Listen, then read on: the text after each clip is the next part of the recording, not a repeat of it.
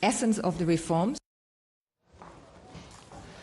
Pues estas son las declaraciones de la portavoz del FMI que ha visitado hoy España. Saludamos ya a nuestros tres expertos en la mesa de expertos de hoy. Moisés Martín Carretero, consultor y editor de Economía de Agenda Pública. Buenas noches. Hola, buenas noches. Raimon Torres, director de Coyunturas de Funcas. ¿Qué tal? Muy buenas noches. Buenas noches. Y Amparo Estrada, subdirectora de Colpisa, especialidad en Economía. ¿Qué tal? Buenas noches. Gracias a los tres. A ver si podemos entender un poco lo que ha venido hoy a decir el Fondo Monetario Internacional. Para empezar, ¿hay que preocuparse por esta reducción de la previsión de crecimiento? Una cosa que había avanzado también el Gobierno ya. Ocuparse. Raimon. Sí, coincido completamente. Lo que está cambiando es el entorno internacional. Sí, exactamente. Él dice algunas cosas que estas nubarrones, pero que no sé si pueden ser nubarrones, ¿cuáles son? Están acumulando, digamos, de forma un poco más preocupante de lo que habíamos previsto. Primero de todo hay que ver que hay tensiones proteccionistas en el mundo. Hay una guerra comercial en este momento entre Estados Unidos y China y esto está, digamos, deprimiendo el comercio internacional.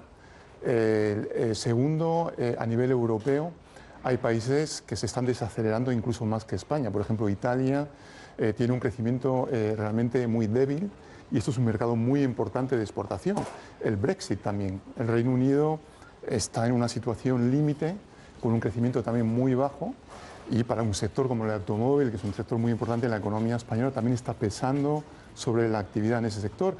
Y también hay que añadir el turismo internacional. Hemos tenido unos años excelentes en cuanto al turismo, pero ahora hay países que compiten y hay una cierta saturación en algunos destinos turísticos tradicionales, con lo cual todo esto está pesando sobre la actividad. Y a eso añado una cosa más, y es que las familias hasta ahora han sostenido el crecimiento económico mediante el consumo, pero esto lo conseguían mediante una reducción del ahorro. Y el ahorro ha caído al mínimo histórico. La tasa de ahorro de las familias españolas hoy en día es el 4,5%, es el mínimo de la serie histórica. Eso quiere decir que las familias no pueden seguir consumiendo al ritmo que lo hacían los últimos años y esto evidentemente reduce también el crecimiento económico. Bueno, sí que se aportaba una cosa más, que la redacción va resultando muy completa, pero seguro que hay más. Solo una... No mucho más tiempo, pero tenemos que empezar ya.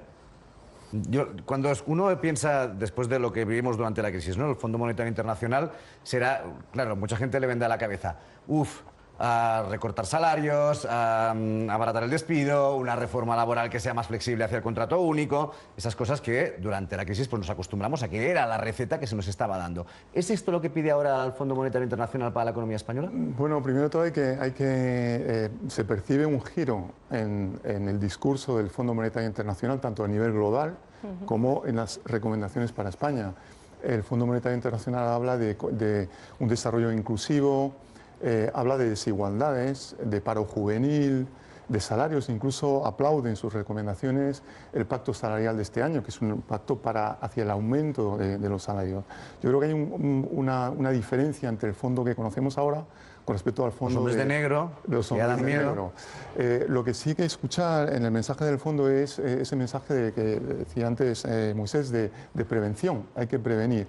La economía va relativamente bien, en desaceleración relativamente bien, y hay que actuar ya para evitar que cuando en algún momento la coyuntura vaya a peor, por un entorno internacional aún peor, pues tengamos una capacidad de reacción mayor. Y eso es lo que está proponiendo el fondo, y yo creo que más allá del fondo, dentro de este país, la propia ministra hoy en día ha anunciado un paquete de medidas estructurales y se viene diciendo desde hace bastante tiempo que hay que hacer una serie de reformas, también desde el punto de vista del déficit público, tener un déficit algo inferior para contener la deuda pública, de manera que cuando haya, digamos, una coyuntura menos favorable, tengamos una capacidad de reacción. Esto es lo más importante.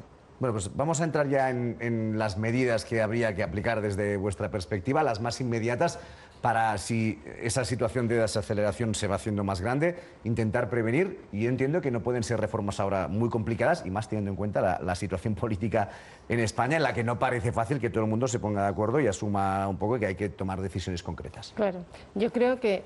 A lo que lo estamos haciendo ahora. Efectivamente, hay dos objetivos. Un objetivo social de mantenimiento de pensiones, sobre todo para aquellos que tienen unas pensiones más bajas, ¿no? Hay muchas personas que perciben una pensión de 600 euros. Y por otra parte, sostenibilidad financiera también. Tiene que haber un equilibrio financiero en el sistema. Y yo creo que desde el punto de vista de la reforma, por ahora estamos solamente en el inicio de una reflexión sobre esa reforma, porque efectivamente se ha hablado de la protección del poder adquisitivo de los pensionistas, ahora hay que ver la financiación de ese objetivo, cómo se puede financiar. Y aquí hay muchas, opciones muy distintas, ¿no? Creo que posiblemente la menos dolorosa sería la de aumentar el empleo y sobre todo mejorar la calidad del empleo, porque de alguna manera eso mejora la recaudación y será más fácil, conseguir una financiación Las demás superior. siempre serían dolorosas por un lado o por otro. Las otras son siempre más complicadas, ¿no? Solamente un dato. Hoy en día tenemos en España más o menos el 30% de personas tienen más de 65 años. Los mayores son el 30%, ¿no? En el 2030 serán el 42%. Eso significa que, de alguna manera, las personas que tienen una edad de pensión, pues, van a ejercer una presión naturalmente, de forma automática, sobre el gasto público, ¿no? Entonces, hay que cambiar los parámetros para trabajar más con un empleo de mejor calidad, de forma que la base recaudatoria sea más amplia y a la vez ajustar el equilibrio, los parámetros del sistema para a la vez asegurar la suficiencia y a la vez el equilibrio financiero. Y eso es algo muy complejo que requiere un diálogo. Estoy de acuerdo con Amparo, hace falta un diálogo. En este momento las condiciones no están ahí todavía, pero creo que es posible. Se han llegado ya a acuerdos históricamente en este país y creo que tiene que ser posible en el futuro con esos dos objetivos, sostenibilidad social y también financiera. No me gustaría... Perdona. Sí, claro, no, yo era por bajar un poquito al terreno. No sé si relaja un poco la decisión de hoy. Bueno, no la decisión, porque decisión no hay. Pero bueno, el ya veremos en un par de años. Antes eran 3, ¿no? Ahora ya son 2. Es que los mercados tienen mucha fuerza, yo creo. El déficit, que estaba en el 2,8 hasta 2,4, perdón, hasta 2020, y ahora parece ser que ya después ya lo veremos. Bueno, después ya lo veremos en 3 años. Ahora en política es un mundo, pero... Sí, no, bueno, esto es gravísimo. Esto es decir, la situación en Italia es grave. La deuda pública está en el 130% del PIB. Además, hay que ver que la situación de la deuda en Italia en el 2008, hace 10 años, era muy parecida a la que tenemos en España hoy. Por eso es muy importante mantener una política de reducción de la deuda pública, de contención del déficit, para evitar estar en la situación que conoce en este momento Italia. Está aumentando la prima de riesgo, es decir, los tipos de interés, es decir, el gasto público por intereses, que reduce el gasto disponible para otras políticas de educación, de inversión y desarrollo, que también necesita Italia. Y esto provoca a la vez un crecimiento muy débil de la economía, lo que agrava los problemas de deuda.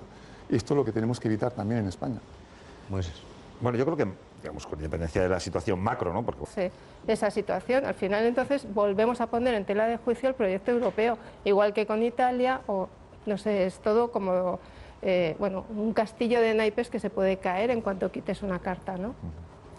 Sí, yo creo que efectivamente coincido plenamente con ese diagnóstico, y añado que yo creo que es importante, aparte de ese mensaje con respecto al Reino Unido, de ser prever las consecuencias que puede tener una ausencia de acuerdo e intentar construir algo con ellos, hace falta también un mensaje positivo desde el punto de vista de la construcción europea. Llevamos varios años en Europa prometiendo fortalecer el euro, la zona del euro, evitar crisis como la crisis que tuvimos en el 2010-2011 y hacer una serie de reformas, y esto todavía no se ha realizado. Y ¿Volvemos al principio? Volvemos a una situación, estamos todavía en una situación, algo precaria, donde todavía nos protege el BCE. El Banco Central Europeo nos está protegiendo mediante una serie de compras masivas de bonos del Estado, tipos de interés bajísimos, todos lo sabemos, en la compra de viviendas se debe a eso.